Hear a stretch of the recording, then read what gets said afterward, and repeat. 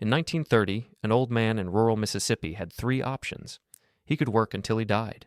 He could move in with his children and hope they could afford to feed him. Or he could starve. There was no pension, no government check, no safety net of any kind that the federal government was obligated to provide.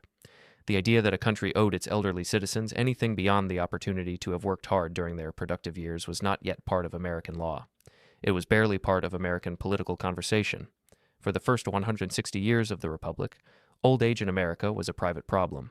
Your family took care of you, if you had family and if they could afford to. Your employer might give you a small pension if you were lucky enough to work for one of the rare companies that offered them. Your church or your union might provide some support if you belonged to one and if it had funds. And if none of those things applied, you worked until your body gave out, and then you relied on whatever charity was available, which was frequently not much. The Social Security Act was signed by Franklin Roosevelt on August 14, 1935. It created the first federal program guaranteeing income to retired workers, funded by payroll taxes on employers and employees. It was one of the most consequential pieces of legislation in American history, and it was also, at the time of its passage, one of the most controversial. Its opponents called it socialism. They called it unconstitutional. They called it the end of individual initiative and the beginning of government dependency. Some of them were not wrong that it represented a fundamental change in the relationship between the American government and its citizens. What they were wrong about was what the alternative looked like.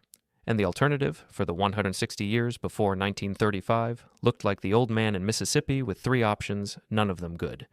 This is the story of what old age in America actually was before Social Security existed. It is the story of the almshouses, the pauper farms, the elderly workers who died on the job. Because stopping meant starving, and the political movement that finally convinced the federal government that a modern industrial economy could not be left to solve the problem of old age through private charity alone. It is also the story of the political battles that shaped Social Security into what it became, the compromises that left millions of the most vulnerable workers out of its original coverage, and the system that emerged from those compromises that 67 million Americans now depend on. To understand what the old man in Mississippi was facing in 1930, you need to understand what old age meant in an agricultural economy and what it meant when that economy began to change. In the pre-industrial United States, the dominant economic unit was the family farm. A farmer who grew old did not retire in the modern sense. He transferred more of the physical work to his children and grandchildren as his body permitted less and less. He remained on the land, surrounded by family, contributing what he could. The farm itself was the retirement system. The family was the pension plan. Old age was hard, and old farmers were often in pain and limited in their movement, but they were rarely completely without support, because the support was built into the structure of agricultural life. This system had real problems. It depended on having children. It depended on those children remaining on the land rather than moving to cities. It depended on the farm being productive enough to support multiple generations. Elderly farmers who had no children, or whose children had left, or whose land had failed, were in serious trouble. But for the majority of the population in the majority of the country through most of the 19th century, the family farm model provided at least a partial answer to the problem of old age. The Industrial Revolution changed this in ways that were not immediately understood. When workers moved from farms to factories, they moved from an economy in which age brought a gradual reduction in productivity to one in which age often brought a sudden termination of employment. A farmer whose hands were too stiff to do heavy work could still supervise, still make decisions, still contribute to the operation. A factory worker whose hands were too stiff to operate the machinery was simply unemployable. The industrial economy had no use for him. The urbanization that accompanied industrialization also broke up the family structures that had provided old age support in the agricultural economy. When a farmer's son moved to Pittsburgh to work in the steel mills, he could not easily take his aging parents with him. A steel worker living in a company town in a two-room house did not have space for elderly parents. The physical and economic structures of industrial life made the informal family-based support system harder to maintain even when the will to maintain it existed. By the late 19th century, the United States had a serious and growing problem with elderly poverty, and it had essentially no policy response to that problem. What it had instead was the almshouse. Almshouses, also called poorhouses, poor farms, or county homes depending on the region, were institutions maintained by local governments to house the destitute poor. They had existed in various forms since the colonial period, modeled on similar English institutions. By the second half of the 19th century, they were the primary institutional response to poverty in general, including the poverty of the elderly. The conditions in almshouses ranged from tolerable to genuinely horrifying. They housed everyone from the temporarily unemployed to the chronically mentally ill to the elderly and infirm, mixing populations with very different needs in facilities that had neither the staffing nor the resources to address any of their residents' needs adequately. Investigators who visited almshouses in the late 19th and early 20th centuries regularly documented overcrowding, unsanitary conditions, inadequate food, and a general atmosphere of degradation and despair. The almshouse was designed not merely to provide for the poor, but to deter poverty, to make dependence on public charity sufficiently unpleasant that people would exhaust every other option before resorting to it. The theory was that comfortable provision for the poor would encourage dependency and pauperism.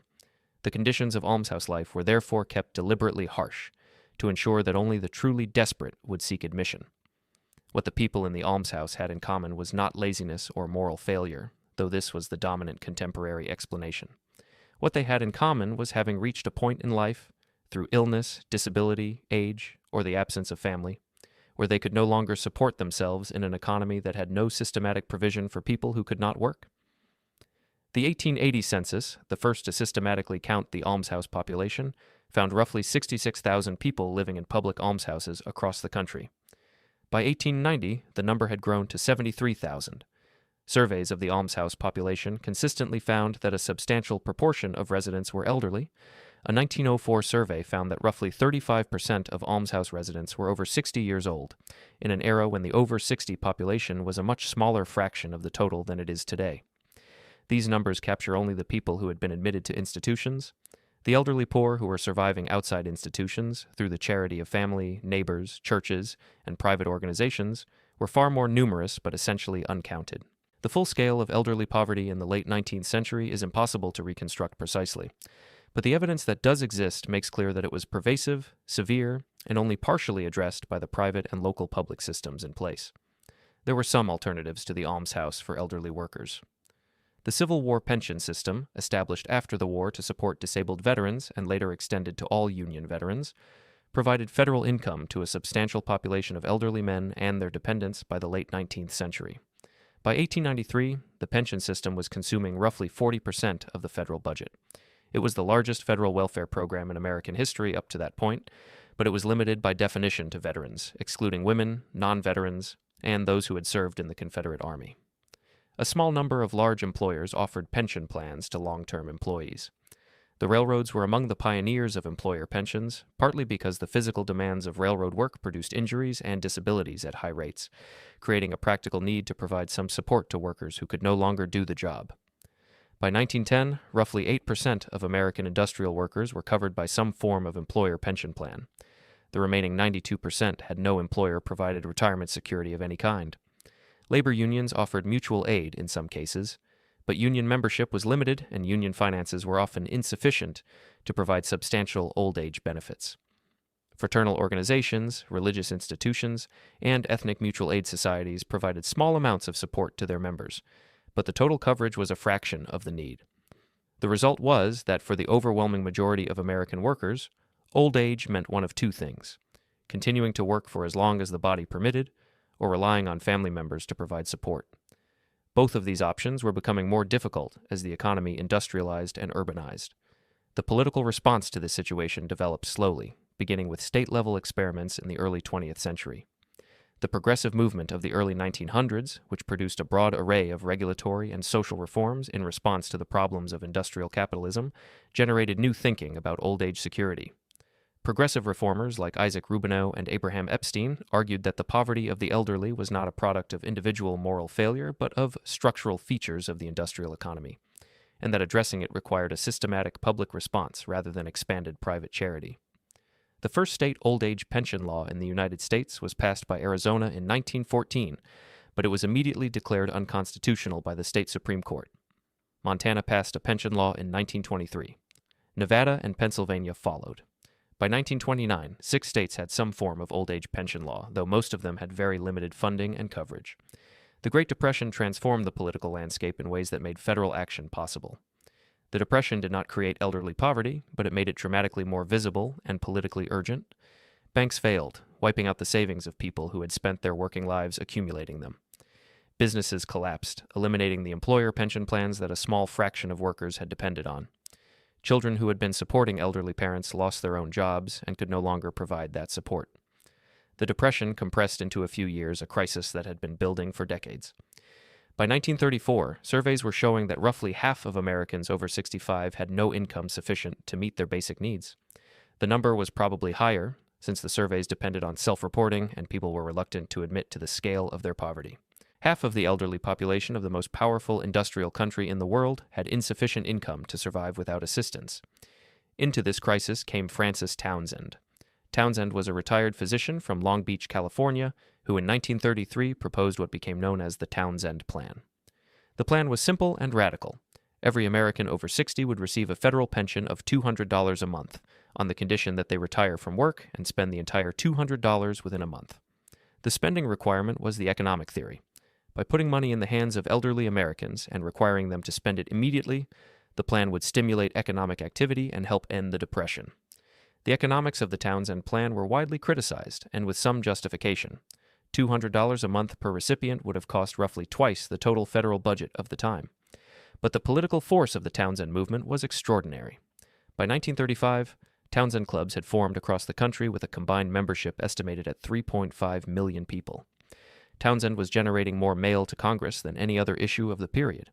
His plan was not going to pass, but the movement behind it made clear that Congress had to do something about old age poverty or face the electoral consequences. The Roosevelt administration's response was the Social Security Act of 1935. Roosevelt had been cautious about the scope of federal social programs, concerned both about the constitutional questions and about the political risks of going too far too fast.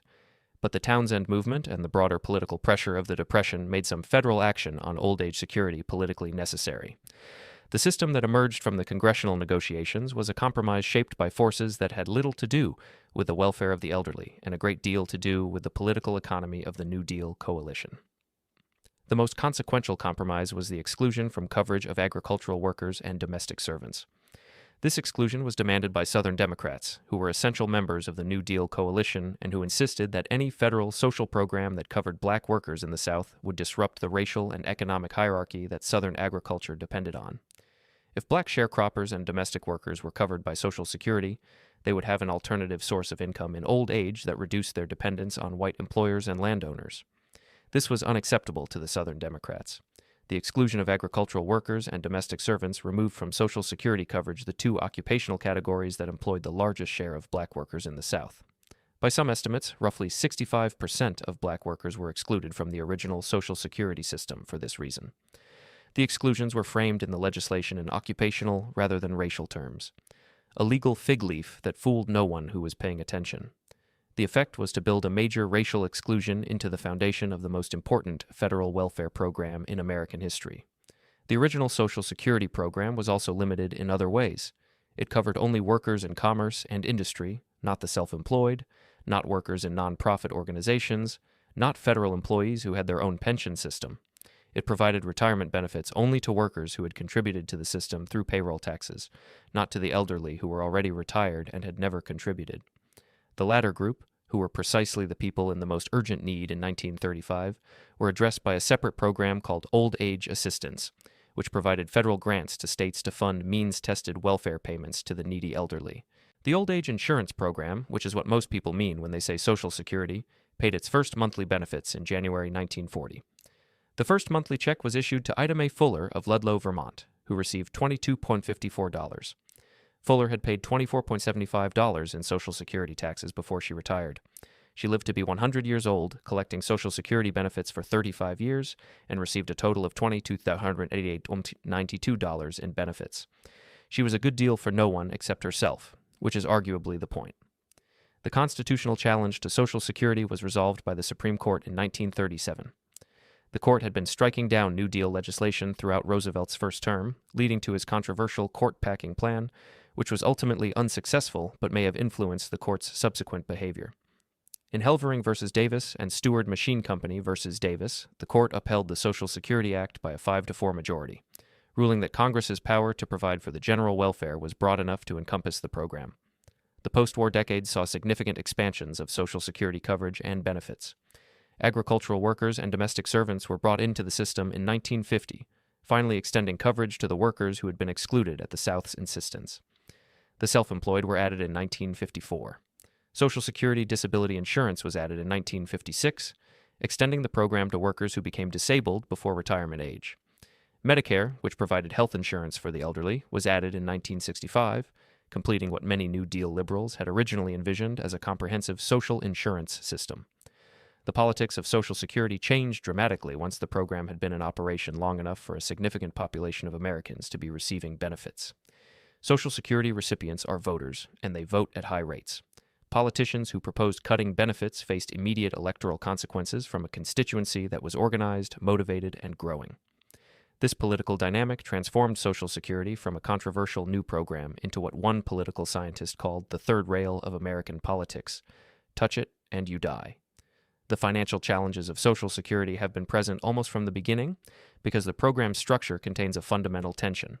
It is funded by payroll taxes on current workers who pay for the benefits of current retirees. This works well when the ratio of workers to retirees is high, as it was in the program's early decades when the baby boom generation was entering the workforce and the retiree population was relatively small. It works less well when the ratio of workers to retirees falls, as it has been doing as the baby boom generation has aged into retirement and birth rates have declined. The 1983 Social Security reforms, negotiated by a commission led by Alan Greenspan and passed with bipartisan support, addressed a short-term financing crisis by raising the retirement age, increasing payroll taxes, and taxing benefits for higher income recipients.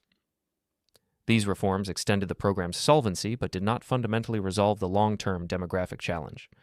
Current projections from the Social Security trustees suggest that the program's trust funds will be depleted in the mid-2030s, at which point the program would be able to pay only about 80% of scheduled benefits from ongoing payroll tax revenue. This is not the program going bankrupt in the sense of ceasing to exist. It is the program reaching a point where its obligations exceed its revenues by a calculable amount that will require either reduced benefits, increased taxes, or some combination of both. The political difficulty of addressing this is a direct consequence of the program's success. Social Security is the most popular government program in American history precisely because it works, because the people receiving it are the people who paid into it, because the connection between contribution and benefit makes the program feel earned rather than charitable. Changing a program that 67 million Americans depend on, and that essentially the entire population over 50 expects to depend on, is politically extremely difficult, regardless of the financial mathematics. The debate about Social Security's future is, in its deepest structure, the same debate that produced the program in the first place. It is a debate about the relationship between individual responsibility and collective provision, about what an industrial and now post-industrial society owes to the people who built it, and about whether the problem of old age is a private problem to be solved by individual savings and family support, or a social problem that requires a systematic public response. The old man in Mississippi in 1930, who had three options, work, depend on family, or starve, lived before the political question had been answered. The answer that was given in 1935, imperfect, exclusionary, racially compromised, but genuinely transformative, has shaped the experience of old age in America ever since. The elderly poverty rate in the United States was roughly 35% in 1960, a quarter century after Social Security's passage, but before the program had reached its full scale and before Medicare existed. By 2020, the elderly poverty rate had fallen to approximately 9%. That reduction, from 35% to 9%, is almost entirely attributable to Social Security and Medicare. It is one of the most dramatic reductions in poverty in American history, achieved over 6 decades by a program that its original opponents called socialism and its original designers built with racial exclusions that kept its benefits from those who needed them most. The history of Social Security is the history of that contradiction, a program built on compromises that excluded the most vulnerable, that has over time been extended to cover most of what it originally excluded, that has reduced elderly poverty more dramatically than any other policy intervention in American history, and that now faces a demographic and financial challenge that the political system has been unable to address for 4 decades. That is where the story stands in 2025. Not at the beginning, where the problem of old age was a private tragedy with no public answer. Not at the end, where the answer is fully funded and universally provided. Somewhere in between, with a program that has transformed the experience of aging in America and that faces real questions about its sustainability, sitting in the middle of a political system that is better at fighting over its existence than at maintaining its finances. The old man in Mississippi in 1930 is gone. His grandchildren collect Social Security. His great-grandchildren are paying into it. Whether his great-great-grandchildren will receive it in full is the question that Congress has not yet been willing to answer. That answer is coming. whether Congress is ready for it or not. If this kind of history is what brought you here, subscribe. There is a great deal more of it ahead.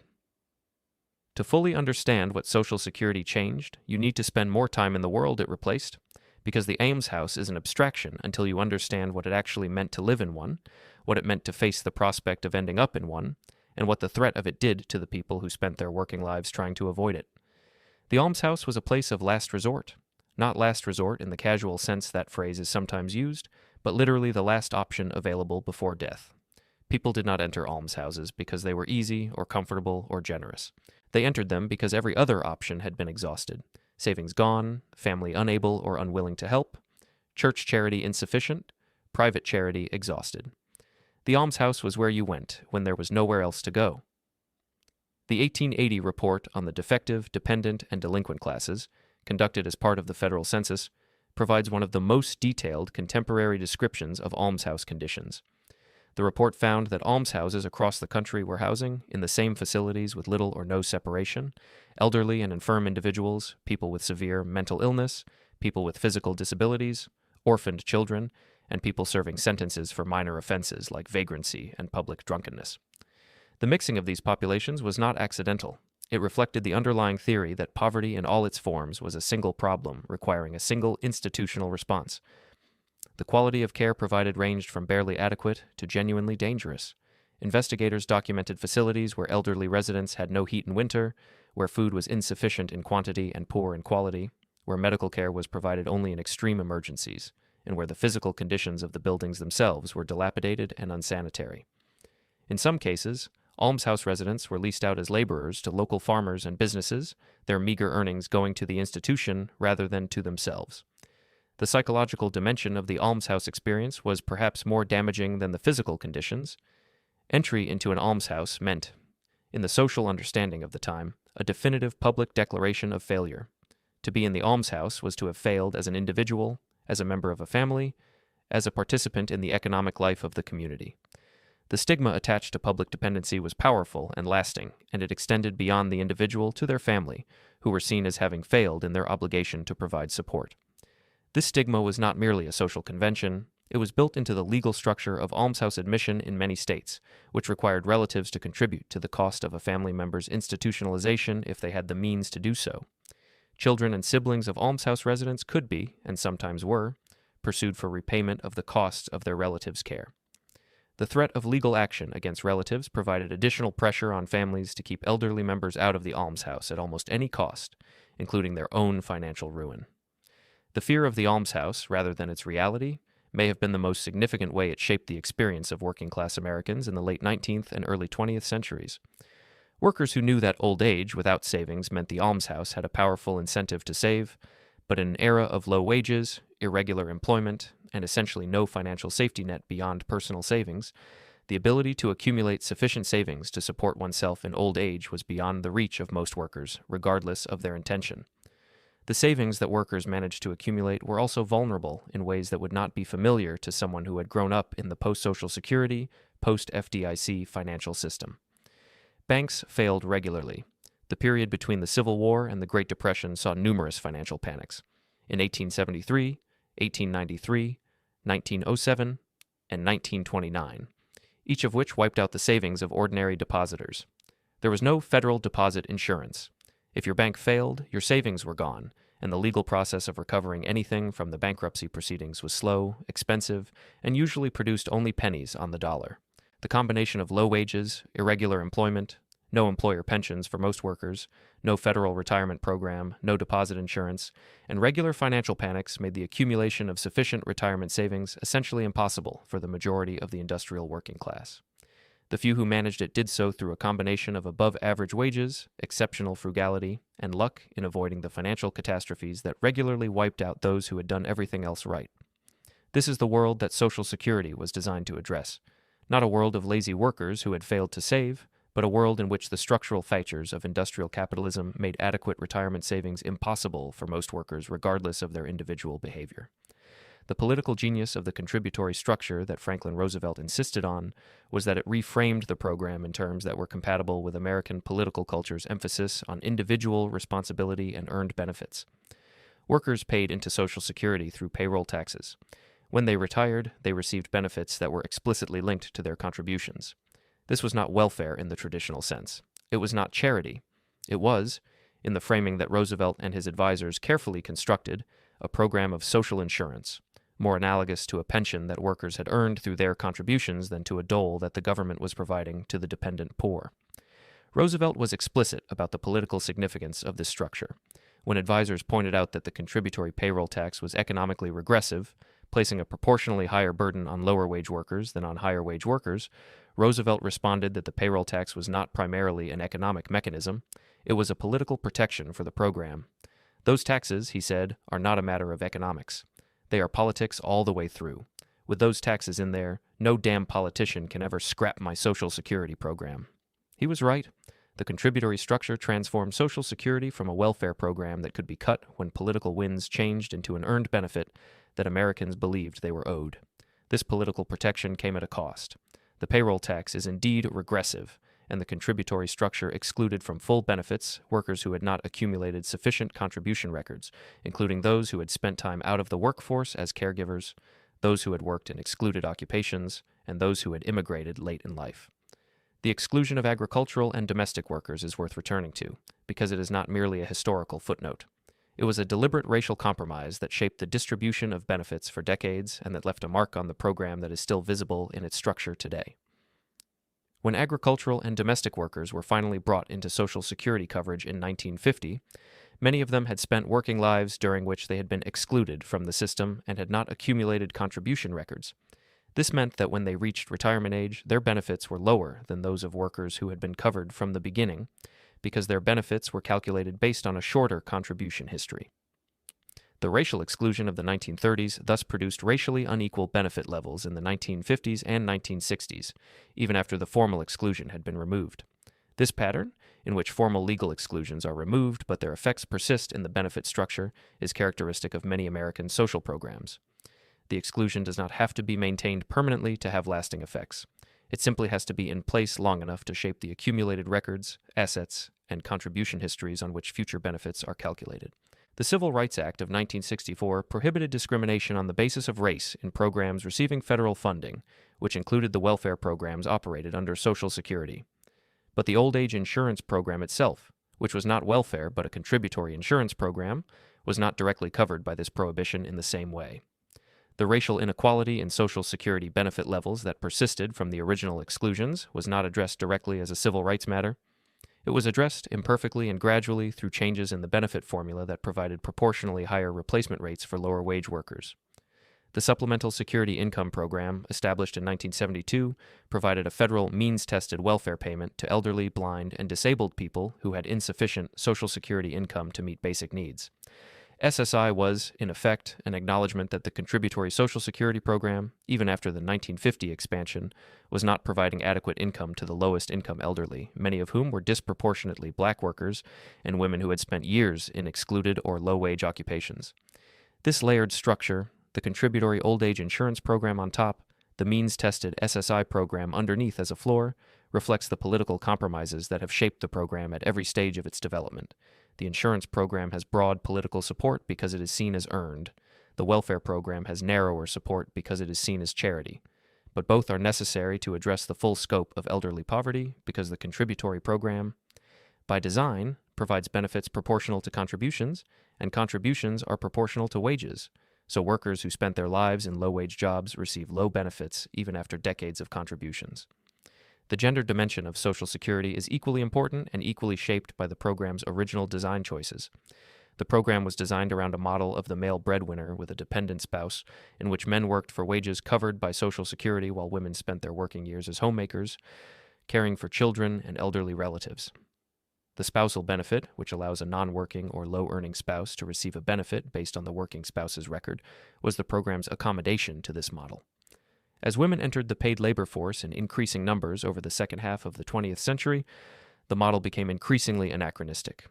Women who had spent years in the paid workforce found that their own Social Security benefit was often lower than the spousal benefit they were entitled to as wives, meaning that their years of paid work and payroll tax contributions produced no additional benefit compared to having stayed home. The program had not kept pace with the transformation of women's labor force participation. The Social Security system that exists in 2025 is the product of this entire history. The original design of 1935, shaped by the political compromises of the New Deal era, the expansions of the 1950s and 1960s that extended coverage to excluded workers and added Medicare, the 1972 reforms that increased benefit levels and added automatic inflation adjustments, the 1983 reforms that addressed the immediate financing crisis, and the ongoing demographic and financial challenge that the 1983 reforms did not fully resolve. The program is simultaneously one of the great achievements of American governance, having reduced elderly poverty by more than 75% from its pre-program levels, and a system with structural inequities that reflect the political compromises of its origins and the accumulated effects of those compromises on the workers who were excluded, underpaid, or disadvantaged by its design. Understanding both of those things simultaneously is necessary for thinking clearly about its future. The demographic challenge is real. The ratio of workers paying into the system to retirees drawing from it has been declining for decades, from roughly 16 to 1 when the program began to roughly 3 to 1 today, and it will continue to decline as the population ages and birth rates remain low. The trust funds that buffer the gap between payroll tax revenue and benefit obligations are projected to be depleted in the mid-2030s. After depletion, payroll tax revenue would cover roughly 80% of scheduled benefits. The gap between what the program promises and what it can pay without additional revenue or benefit changes is approximately $20 trillion over the program's 75-year projection horizon. These numbers are real and significant. They are also routinely weaponized in political debates in ways that obscure more than they illuminate. Social Security is not going bankrupt. It will not cease to exist. The question is whether Congress will address the financing gap through increased revenues, reduced benefits, or some combination, and when it will do so. The longer it waits, the more severe the adjustment required. This is a genuine policy problem that has a range of genuine policy solutions, all of which involve distributing costs among current workers, and current and future retirees. The difficulty of making that distribution is political, not mathematical.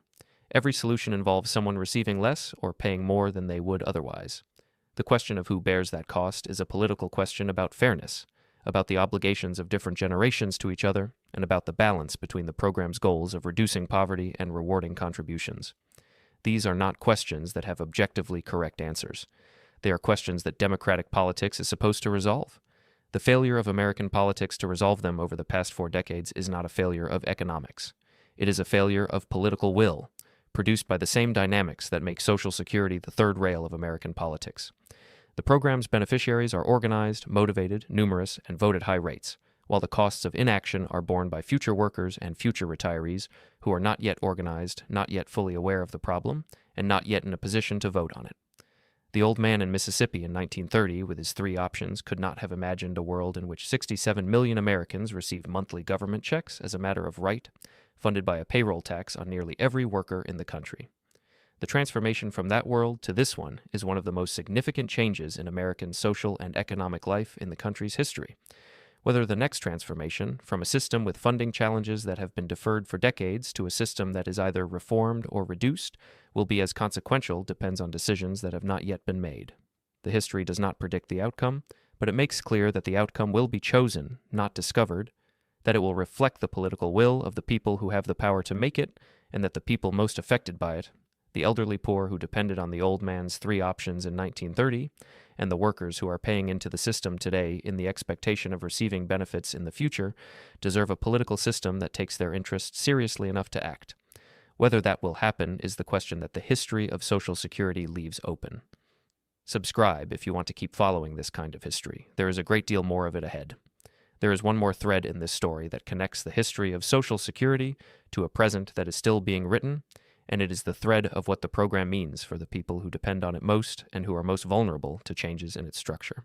The average Social Security benefit in 2025 is roughly $1,900 per month. For roughly half of all Social Security recipients, that benefit represents more than 50% of their total income. For roughly a quarter of recipients, it represents more than 90% of their total income. These are not people with substantial savings or investment portfolios who are using Social Security as a supplement to other retirement income. These are people for whom Social Security is the only thing standing between them and the poverty that characterized old age in America before 1935. The profile of the people most dependent on Social Security maps closely onto the profile of the workers who have historically been most disadvantaged by the American economy. They are disproportionately women, because women have historically earned less than men and have spent more time out of the paid workforce as caregivers, resulting in lower contribution records and lower benefits.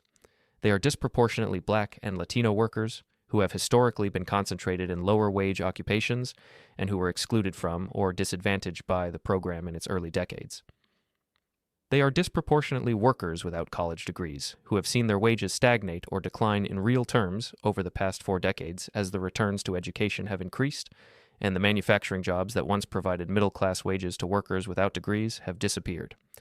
These are the people for whom a reduction in Social Security benefits is not an inconvenience, but a crisis. A 20% reduction in benefits, which is roughly what automatic cuts would produce if the trust fund is depleted without legislative action, would push millions of elderly Americans below the poverty line.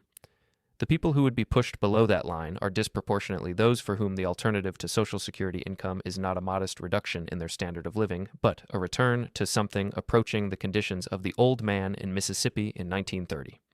The political debate about Social Security's future is often conducted in terms that obscure this reality. When politicians and commentators talk about Social Security reform, they often discuss aggregate financial figures, the size of the actuarial shortfall, the ratio of workers to retirees, the long-term projections of the trust fund, in ways that make the discussion feel like an accounting problem rather than a question about the welfare of vulnerable people. The accounting problem is real, but the people for whom the accounting matters are the ones who would actually experience the consequences of the choices made in response to it. The options for addressing Social Security's financing challenge are well understood and have been analyzed extensively. Raising the payroll tax rate, currently 6.2% each on employer and employee, would increase revenue. Lifting the cap on earnings subject to the payroll tax, currently approximately $168,000 per year, would increase revenue by requiring higher earners to contribute on more of their income. Raising the retirement age would reduce the years of benefits paid per recipient. Reducing the benefit formula for higher earners while protecting lower earners would reduce overall outlays while concentrating cuts on those most able to absorb them. Some combination of these approaches would be sufficient to close the actuarial gap. The reason these options have not been implemented is not that Congress is unaware of them. It is that each option distributes costs to a specific constituency that has political power and that opposes bearing those costs.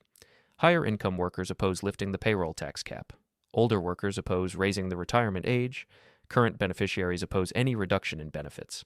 The distributional question is the political question, and it is a question that the political system has found it easier to defer than to answer.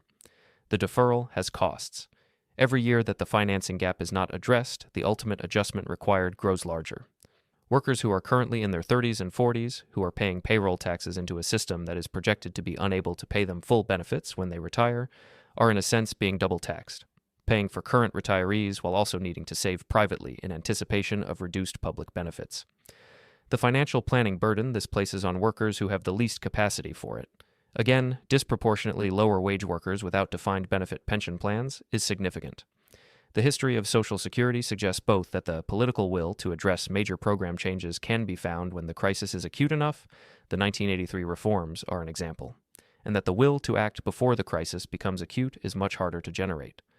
The program has survived for 90 years by being politically untouchable, but the consequence of being untouchable is that the structural problems that have accumulated within it have not been addressed until they became impossible to ignore.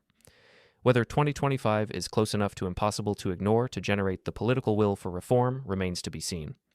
The projection suggests that the mid-2030s will produce something that cannot be deferred, a point at which benefits are automatically cut unless Congress acts. That automatic cut, visible and attributable to congressional inaction, is likely to be more politically unacceptable than a deliberate reform would have been, but it may be what is required to produce action. The old man in Mississippi in 1930 had no such protection. He had no program whose automatic provisions would produce an outcome that Congress would find unacceptable. He had only his 3 options, and none of them included a monthly check from the federal government as a matter of right. The 90 years between then and now represent one of the most significant expansions of the concept of citizenship in American history. Citizenship, for most of the country's existence, meant political rights and legal protections. It did not mean an economic floor beneath which a citizen could not fall regardless of the vicissitudes of the market or the failures of private provision. Social Security established for the first time that citizenship carried an economic dimension, that a society's obligations to its members extended beyond the political and the legal into the material conditions of their lives in old age. That principle, established in 1935 in response to the visible failure of private provision to prevent mass elderly poverty, has not been rescinded. It has been expanded, contested, and imperfectly implemented, but it remains embedded in the legal and political structure of the country in ways that would require an extraordinary act of political will to reverse. Whether the financing challenge that faces the program in the 2030s will be addressed in ways that strengthen or weaken that principle is the central question about Social Security's future. The answer will depend on the political choices made by people who are currently paying into the system, by their elected representatives, and by the broader political culture that shapes what those representatives believe they can and cannot do. The history suggests that those choices matter enormously. The choices made in 1935, imperfect and compromised as they were, transformed the experience of aging in America in ways that would have been unimaginable to the old man in Mississippi in 1930. The choices made in the 2030s will transform the experience of aging for people who are currently young and who have no idea that the choices are being made. That is the history of Social Security. From the almshouse to the monthly check, from 35% elderly poverty to 9%, from the three options of the old man in Mississippi to the 67 million Americans who receive a benefit today as a matter of right. The story is not finished.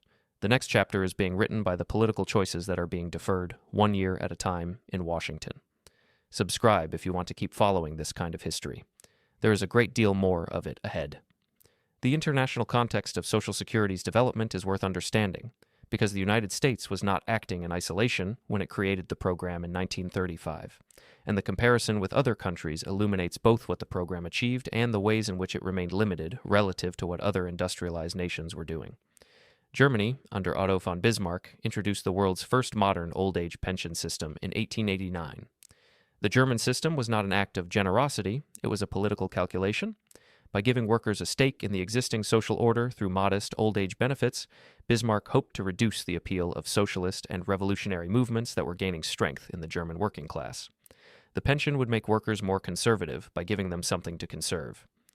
The German model, contributory insurance funded by worker and employer payroll taxes with government backing, became the template for social insurance programs across Europe in the following decades. Britain introduced old-age pensions in 1908, funded from general revenue rather than contributions. France, Belgium, the Netherlands, Denmark, and Sweden all developed social insurance programs in the late 19th and early 20th centuries. By the time the United States passed the Social Security Act in 1935, it was the last major industrialized nation to do so. The country that prided itself on individual initiative and free enterprise had watched every other significant industrial economy build public old-age security programs and had done nothing for 6 decades. The Great Depression was what finally moved it. This comparison is important because it challenges the narrative that Social Security represented an unprecedented socialist experiment in an otherwise free market economy. Every major industrialized country had concluded, years or decades before 1935, that the free market was insufficient to address the problem of old age and that some form of public provision was necessary. The United States was not pioneering a new approach. It was, very late, joining the consensus that the rest of the industrialized world had already reached. The form that the American program took was shaped by the particular political culture of the United States in ways that distinguished it from the European models. The emphasis on contributory financing, the explicit linkage between individual contributions and individual benefits, the avoidance of the word welfare, the design of benefits as earned entitlements rather than public assistance, all of these features reflected the American political culture's emphasis on individual responsibility and its suspicion of government dependency. The European programs, particularly those developed in the social democratic tradition in Scandinavia, were designed with a more explicitly redistributive philosophy. Norwegian and Swedish social insurance programs were designed to provide adequate benefits to all citizens as a matter of right, funded through progressive taxation, with less emphasis on the contribution benefit linkage that characterized the American program. The result was programs that were more redistributive, more comprehensive, and more expensive, funded by higher tax rates and providing more uniform benefit levels across the income spectrum. Neither approach is objectively superior.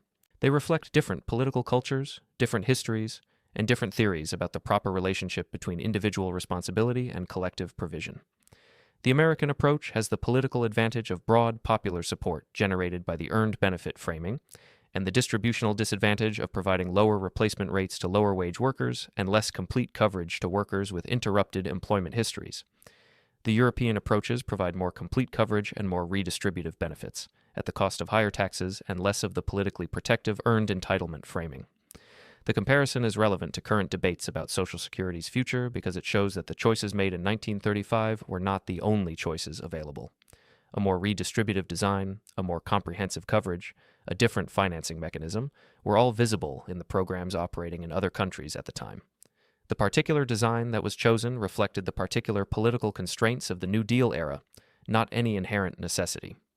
Similarly, the choices that will be made in the coming decades about how to address Social Security's financing challenge are not constrained to the options currently being debated in Washington. Other countries have faced similar demographic challenges and have addressed them in various ways, through combinations of parametric reforms, structural changes to financing, and adjustments to benefit formulas that are available to the United States if the political will to consider them exists. The history of Social Security in comparative perspective suggests that the program's future is not determined by its current structure. It was built by choices. It has been changed by choices. It will be changed again by choices. The question is, what values and what distribution of costs and benefits those choices will reflect. The old man in Mississippi in 1930 could not make that choice. He had no vote that would be heard on this question because the question was not yet on the political agenda. The people who will be old in the 2040s can make choices now, through their political engagement, about what system they will encounter when they get there. Whether they will make those choices, and what they will choose, depends on whether enough of them understand that the system is a choice rather than a natural fact. That is the full history of Social Security in America, from the almshouse to the monthly check, from no options to 67 million beneficiaries, from a private problem with no public answer to a public program with a financing challenge that has no private solution. The answer to whether that financing challenge will be met is being written now, in the political choices being made and deferred by the people who have the power to make them. Subscribe if you want to keep following this kind of history. There is more ahead. One final dimension of this history deserves attention before we close, and it is the dimension that connects the past most directly to the people watching this video right now. The workers paying payroll taxes into Social Security today are, in a very real sense, paying for the retirement of the generation that built the post-war American economy. The baby boomers, who are now retiring in the largest numbers in the program's history, spent their working lives in an economy that was, for many of them, more generous to workers than the one their children and grandchildren have inherited. They benefited from the high union membership rates of the 1950s and 1960s, from the employer-provided defined benefit pension plans that were common in that era, from the low housing costs relative to incomes that allowed asset accumulation on modest wages, and from the Social Security system itself, which they paid into for decades in the expectation of receiving benefits in retirement. The workers now paying into the system are doing so in a very different economic context. Union membership has declined from roughly 35% in the 1950s to roughly 10% today. Defined benefit pension plans have been largely replaced by defined contribution plans like 401ks, which shift the investment risk from the employer to the employee and provide much less predictable retirement income. Housing costs have risen dramatically relative to wages in most major metropolitan areas, reducing the ability of younger workers to accumulate assets. Wages for workers without college degrees have stagnated in real terms for 4 decades. These workers are being asked to fund the retirement of a generation that had substantially better economic conditions while simultaneously facing the prospect that when they reach retirement age, the system they are funding may not be able to pay them full benefits without additional legislative action. The intergenerational equity dimension of this situation is real and is not often discussed with adequate clarity. None of this means that the baby boomers did anything wrong, or that their Social Security benefits are undeserved, or that the program should be restructured in ways that reduce benefits for current retirees. The people who are currently receiving Social Security paid into it for decades in good faith and are entitled to receive what the program promised them. The financing challenge does not negate that entitlement, but it does mean that the political framework within which Social Security debates usually occur, in which any proposal that might affect current beneficiaries is treated as politically radioactive, makes it very difficult to address the underlying challenge in a way that is fair to both current and future generations. The political power of current retirees who vote at high rates and who are organized around the program's defense is real and is not matched by an equivalent political power of the workers who will retire in 30 or 40 years and who are not yet organized around their future interests in the program. The result is a political system that is very good at protecting the benefits of current retirees and very poor at ensuring the long-term viability of the program for future retirees. This is not a conspiracy, it is the normal operation of democratic politics, in which organized present interests tend to outweigh diffuse future interests, but it is producing a genuine problem that will be more painful to address the longer it is deferred. The people watching this video who are in their 20s, 30s, and 40s are the ones who have the most at stake in the choices that are being deferred. They are paying into a system that may not be able to pay them full benefits. They are unlikely to have the defined benefit pensions that their parents and grandparents often had. They face housing costs and educational debt loads that reduce their capacity to save privately for retirement. And the political system is not currently acting on their long-term interests with anything like the urgency that the situation warrants. Understanding this situation clearly is the beginning of being able to act on it politically. The history of Social Security shows that when the political pressure was great enough, as it was in the Depression when half the elderly were in poverty, or in 1983 when the trust fund was on the verge of insolvency, the political system was capable of acting. The question is whether it will take an equivalent crisis to act this time, or whether enough people will understand the situation clearly enough to demand action before the crisis is upon them. The old man in Mississippi in 1930 had no way to demand action. He had no political voice that was being heard on the question of elderly poverty. The workers who are paying into Social Security today have that voice. Whether they use it, and what they say with it, will determine what the program looks like when they reach the age of the old man in Mississippi. That is the final word on Social Security, a program built in crisis, shaped by compromise, expanded over decades, and now facing a challenge that the political system has not yet been willing to meet. The history ends here. What comes next is up to the people who are living it. Subscribe if this kind of history is what you are here for. There is a great deal more of it left to tell.